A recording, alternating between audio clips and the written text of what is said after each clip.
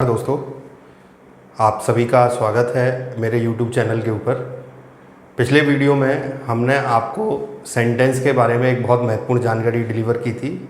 हमने आपको बताया था कि सेंटेंस को हम 4 हिस्सों में बांटते हैं, जिनमें एक हिस्सा था सब्जेक्ट, एक मेन वर्ब, एक ऑब्जेक्ट और एक रेस्ट ऑल।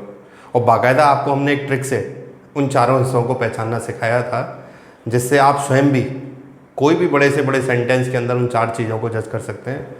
जैसा मैंने आपको बताया था कि वाक्य में अगर मेन वर्ब हम पहचान लें तो मेन वर्ब पहचानने के बाद कोई भी चीज़ ऐसी नहीं है कि हम आगे उसको जज ना कर सकें। उससे हम सब्जेक्ट भी पहचान सकते हैं, ऑब्जेक्ट को, जो सबसे जटिल पार्ट होता है किसी सेंटेंस का, जो आपने देखा पिछले वीडियो में, एक है, दो है, एक भी नहीं है, वो सारी अवस्थाएं हम पहचान सकते हैं। और फिर बची हुई चीज़ आती है रेस्ट ऑल, यानी शेष, कि आप सारे पार्ट को पहचान लेते हैं तो बचा हुआ पार्ट अपने आप किसका काम करता है? Rest all. अब हमने एक चीज़ एज्यूम की थी पिछले वीडियो में कि आपको मेन वर्ब पहचानना आना चाहिए। मान लो यहीं पे आपका खेल ख़राब हो जाए, हम तो ये मान के चलते हैं बच्चे को तो कुछ नहीं आता, व्यूअर, कोई व्यूअर ऐसा है जिसको कुछ भी नहीं आया ज़िंदगी में, तो वो मेन वर्ब को कैसे जज करेगा? क्लासेस में हम अपने स्टूडेंट से जब क्वेश्चन पूछते हैं किसी भी सेंटेंस के अंदर मेन वर्ब, तो उसके हिंदी अर्थ के हिसाब से बता देते हैं कि साहब ये मेन वर्ब है। अब सपोज करो लाखों शब्द हैं अंग्रेजी में, कोई वर्ड ऐसा है जो हमने कभी पढ़ा ही नहीं हो, तो हम कैसे जज करेंगे ये मेन वर्ब है? तो यहाँ पे बिल्कुल बच्चों की तरह सीखना है। आजकल हम जब पढ़ते थे तो ज़्यादातर सरकारी सिस्टम में ये होता था, 6वीं क्लास में अंग्रेजी को पढ़ाया जाता था। आजकल तो बहुत छोटी क्लासेस से बच्चों को अंग्रेजी पढ़ाई जाती है। मान लीजिए छोटे बच्चे को मेन वर्ब सिखानी है तो डंडा मार के तो नहीं सिखा सकते। मान लो उसको टीचर ने 10 वर्ब उसको याद रटवा दिए तो 11वीं नहीं पहचान पाएगा, क्योंकि वो तो 10 ही चीज़ों को जानता है, ये मेन वर्ब है। तो 11वीं पहचानेगा कैसे? तो उसकी स्किल डेवलप की जाती है। कैसे डेवलप की जाती है? उसके क्लास में चार्ट लाए जाते हैं, चार्ट में कुछ चीज़ें उनको दिखाई जाती हैं, कुछ चित्र दिखाए जाते हैं, उनको प्रोजेक्टर से स्क्रीन के ऊपर कुछ चित्र फ़ोटोज़ दिखाए जाते हैं। उन चित्रों में और फोटो में एक खास बात होती है, कुछ व्यक्तियों को कुछ करते हुए दिखाया गया। जैसे एक ने बल्ले से गेंद को हिट किया, एक ने उसको लपक लिया, एक पाइप लेके गार्डन में पानी दे रहा है, एक अपना हेडफोन लगा के कान में झूम रहा है, एक पेन से कागज़ के ऊपर कुछ लिख रहा है। तो वो चित्रों में उनको बहुत सारी चीज़ें दिखाई जाती हैं और चित्रों के ऊपर एक नाम होता है, फ़ोटोज़ के ऊपर एक नाम होता है, पिक्चर्स के ऊपर एक नाम होता है। वो नाम ही मेन वर्ब का स्रोत है। अगर वो नाम हम पहचान लें, बच्चों को मेन वर्ब के नाम से नहीं सिखाया जाता कभी भी, क्योंकि वो इसे ढंग से समझ नहीं पाएंगे। पहले उनकी स्किल डेवलप की जाती है जिससे कि वो मेन वर्ब को जज कर सकें। बच्चों को जिस नाम से उनको सिखाया जाता है वो मैं आपको समझाता हूँ क्या होता है, और इसको समझने के बाद कभी भी आपको ज़िंदगी में मेन वर्ब पहचानने में दिक्कत नहीं आई। सबसे बड़ी चीज़ होती है, जैसे आप इन शब्दों को देखें ध्यान से, ये आप भी जानते हैं ये मेन वर्ब है, अच्छी तरह इनको पहचानते हैं, बट इनके पीछे छुपा हुआ रहस्य क्या है? अगर मैं आपसे पूछूं कि ये सारे काम आप कर सकते हैं तो आपका आंसर होगा यस। अब मैं आपसे ये पूछूं ये सारे काम आप कैसे करते हैं, कौन सा बॉडी पार्ट यूज़ करते हैं? जैसे हम इसकी बात करें तो अपने हाथ और मुंह, हैंड एंड माउथ। इसकी बात करें तो अपने लेग्स, इसकी बात करें तो अपना हैंड, माइंड, ये हैंड। तो कहीं ना कहीं हमारे बॉडी पार्ट कुछ कर रहे हैं। क्या कर रहे हैं? वो है एक्शन। तो जो बच्चों को वो चार्ट सिखाए जाते हैं, बनाए जाते हैं, उन चार्ट के ऊपर इस नाम को लिखा जाता है और वो होता है एक्शन वर्ड। तो बच्चे को ये समझ में आता है कि जब पानी दिया जा रहा है गार्डन में पाइप से तो वो एक्शन कर रहा है, किसी ने बल्ले से गेंद को मारा तो वो एक्शन कर रहा है, कोई कुछ सुन रहा है हेडफोन से वो एक्शन कर रहा है। तो where there is a action there is a main verb. तो अंग्रेजी में कभी भी आप रटे नहीं कि मेन वर्ब हमें ज़बरदस्ती पहचाननी है। बस आप इतना देख लें सेंटेंस में, आप मान लो इसका अर्थ भी नहीं जानते तो आप अपने सेंटेंस से नॉन एक्शन वर्ड को रिमूव कर दीजिए। जो वर्ड लास्ट में आपके पास बचता है वो अपने आप ही एक्शन वर्ड का संदेश दे देगा, यानी किसका संदेश दे देगा? Main verb. तो मेन वर्ब को पहचानना बिल्कुल आसान है। ये एक ऐसा वर्ड होता है जिसमें कोई ना कोई एक्शन छुपा होता है। मेन वर्ब की एक सिंपल सी डेफिनेशन है, any action performed by the different part of our body, different part of any creature, different part of any object, that is called as main verb. किसी वस्तु के, प्राणी के, इंसानों के हिस्सों से होने वाला कोई भी एक्शन वो क्या कहलाता है? Main verb. जैसे पंखा घूम रहा है वो एक्शन है, कुत्ता भौंक रहा है वो एक्शन है, तो उसके अंदर हमें किसका रूप देखने को मिलेगा? Main verb. और अगर आप इसको जज कर लेते हैं तो पूरा सेंटेंस आपके कंट्रोल में। तो सेंटेंस की पहचान करना मैंने आपको सिखाया, उसके हिस्से पहचानना, ये चीज़ हमने पिछली क्लास में एज्यूम करके आपके सामने छोड़ दी थी, जिसको आज मैंने आपके सामने क्लियर कर दिया कि मेन वर्ब को रटने की ज़रूरत नहीं है। सिर्फ ये देखें कि इसके पीछे ये सिद्धांत छुपा हुआ है कि मेन वर्ब एक एक्शन वर्ड होता है और एक्शन वर्ड ही मेन वर्ब का वाक्य में क्या करता है, काम करता है। तो अब हम अपनी इस क्लास में, अपने इस वीडियो में आगे बढ़ते हैं और इस चैप्टर की सेंटेंस पैटर्न चैप्टर जो हम पिछले 2-3 वीडियो से पढ़ रहे हैं, उसका एक सबसे महत्वपूर्ण पार्ट मैं अब आपके सामने डिलीवर करने जा रहा हूँ। ये बहुत काम आएगा आपके सिलेबस के, आपके मॉड्यूल के, हर जगह आपके काम आएगा। और ये वो चीज़ें हैं जो हमें आती नहीं है, हम खुद से जानने की कोशिश करते नहीं हैं। अज्ञानता में हम सैकड़ों गलतियाँ ज़िंदगी भर करते रहते हैं, पर हम उस गलती को अब नहीं आगे दोहराएंगे, क्योंकि मैं जो डिलीवर करूँगा उसके बाद सेंटेंस से जुड़ी हुई हर जानकारी इस चैप्टर से आपकी पूरी हो जाएगी और कभी भी आपको सेंटेंस पहचानने में, सेंटेंस का नाम जानने में कभी भी दिक्कत नहीं आएगी। तो लेट्स स्टार्ट। जानने की कोशिश करते हैं कि सेंटेंस कितने टाइप के होते हैं। तो सेंटेंस के टाइप्स की हम बात कर रहे थे। सेंटेंस को नाम से पहचानना, उनकी खास पहचान को जानना, ये मैं अब आपको सिखाऊंगा। बहुत महत्वपूर्ण पार्ट है इस चैप्टर का और ये पूरे सिलेबस के दौरान आपके बहुत काम आएगा।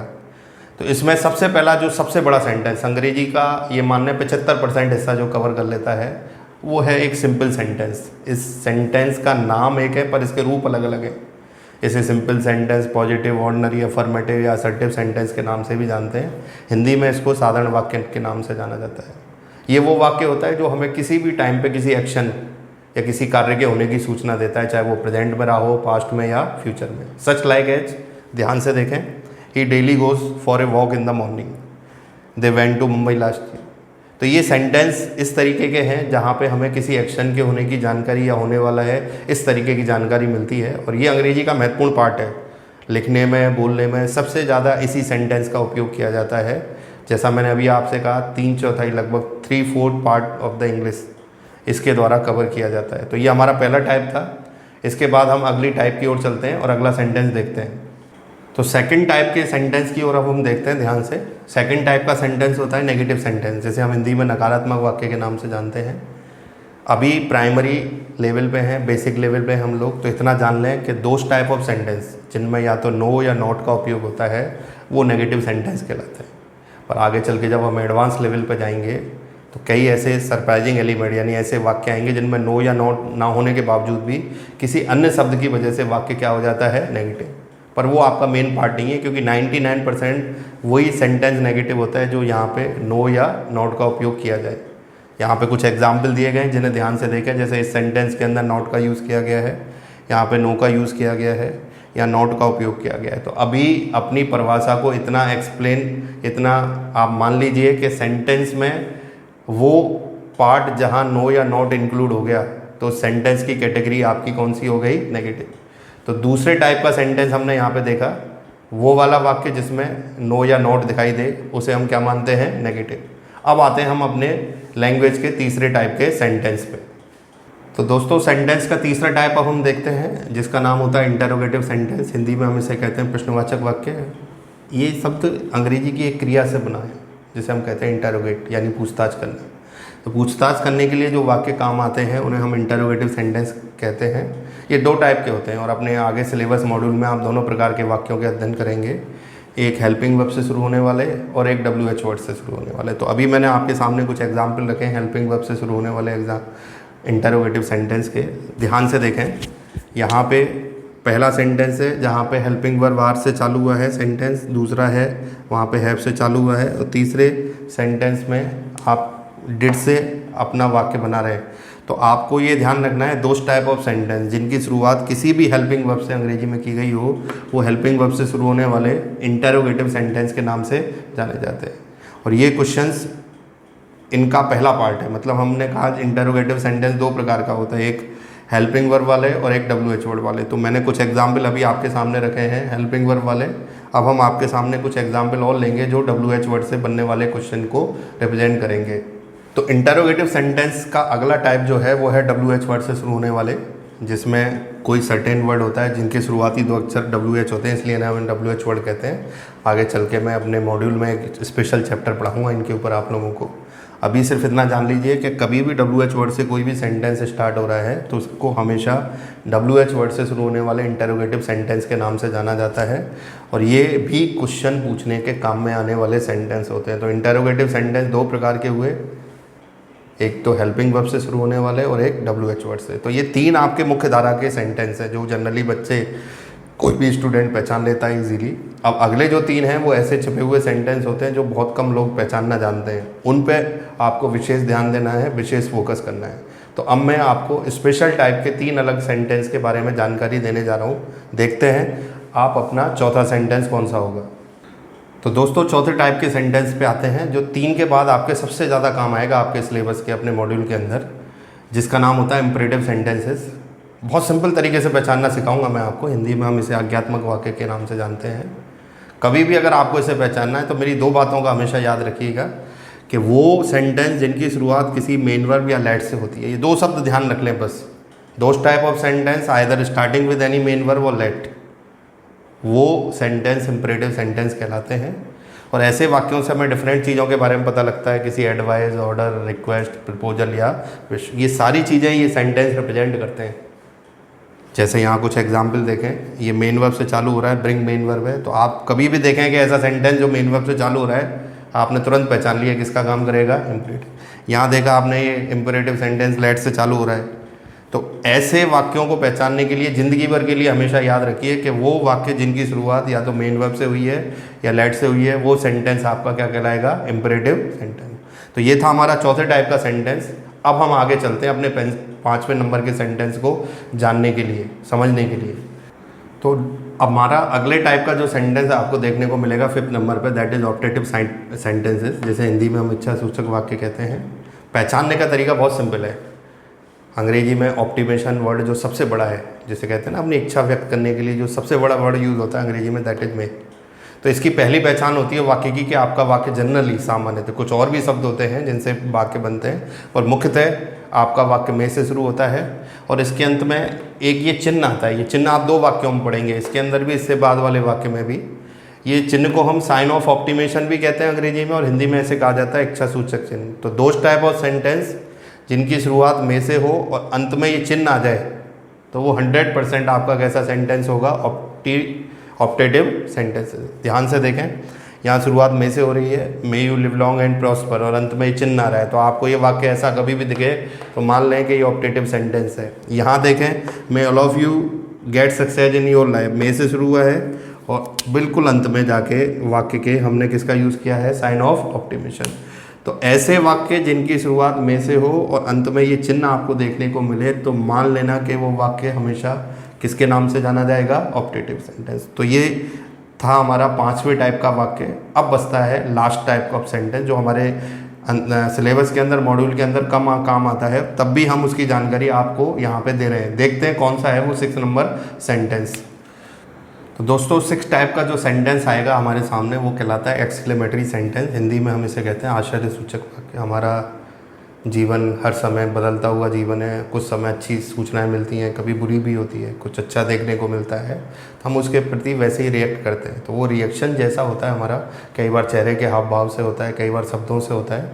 तो अंग्रेजी में उन चीज़ों को हम अगर रिप्रेजेंट करते हैं तो वो एक्सक्लेमेटरी सेंटेंस के माध्यम से की जाती हैं। ऐसे वाक्य जनरली, ये मैंने कुछ शब्द लिखे हैं जिनसे स्टार्ट होते हैं, जैसे आहा, एलास, हो, वाओ, ब्रेवो, हुर्रे, कुछ और भी शब्द हैं, हाउ एवं वाट। ये ऐसे शब्द हैं जिनको देख के हम पहचान सकते हैं वाक्य एक्सक्लेमेटरी सेंटेंस है। और ये चिन्ह जो अभी ऑप्टेटिव सेंटेंस में भी मौजूद था वो यहाँ भी होता है, क्योंकि ये 2 तरीके का चिन्ह होता है, साइन ऑफ ऑप्टिमेशन भी कहते हैं इसे हम, और साइन ऑफ एक्सक्लेमेशन। तो आप ये ध्यान रखें कि इन शब्दों से और इन चिन्हों से जो भी वाक्य मिलके बनेगा वो निश्चित रूप से वाक्य किसका काम करेगा, एक्सक्लेमेटरी सेंटेंस। जैसे यहाँ ध्यान से देखें, हमने लिखा alas he died in this accident, तो ये वर्ड और ये चिन्ह हमें पता लगा रहा है कि ये वाक्य क्या है, एक्सक्लेमेटरी सेंटेंस। यहाँ देखा, होने को WH वर्ड से चालू हो रहा है, पर ये चिन्ह से हमें पता लग रहा है कि ये वाक्य ने किसको रिप्रेजेंट किया है, एक्सक्लेमेटरी सेंटेंस। तो इस तरीके से इस पहले मॉड्यूल की, पहले चैप्टर की हमारी सारी जानकारी यहाँ समाप्त होती है। सेंटेंस की एक एक कड़ी को मैंने जोड़ के आपके सामने परो के रख दिया। शुरुआत हमने लेटर से की, वर्ड से की, उसके बाद हम सेंटेंस में आए और सेंटेंस में हमें बहुत कुछ जानने को मिला। जो मैंने आपके सामने डिलीवर किया।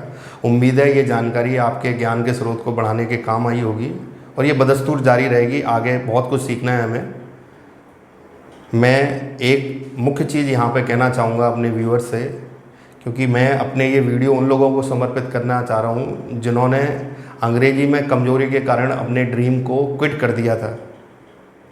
जैसे गरीब बैकग्राउंड से आने वाले कुछ स्टूडेंट जिनके अंदर कैलिबर होता है, कुछ ऐसे घर में काम करने वाले हाउसवाइफ जो इस सब्जेक्ट में अच्छा कर सकते थे परंतु उन्होंने अपनी इच्छाएं दबा ली। बहुत सारे ऐसे स्टूडेंट जो मजबूरी के कारण पढ़ने नहीं आ सकते, उनके माँ बाप पैसा नहीं खर्च कर सकते। तो ये वीडियो मैं उन्हीं लोगों को ज़्यादातर समर्पित करना चाहूँगा जो अंग्रेजी में अपने ज्ञान को इम्प्रूव करना चाहते हैं परंतु उनको मौका नहीं मिला। और अगर मैं इस अभियान में या उनकी ज़रूरत में थोड़ी सी भी मदद कर पाया तो मैं मानूंगा कि मैं जो कोशिश कर रहा हूँ वो उनके लिए बहुत ही आगे चल के उत्साहवर्धन करने वाली होगी और मेरे लिए भी।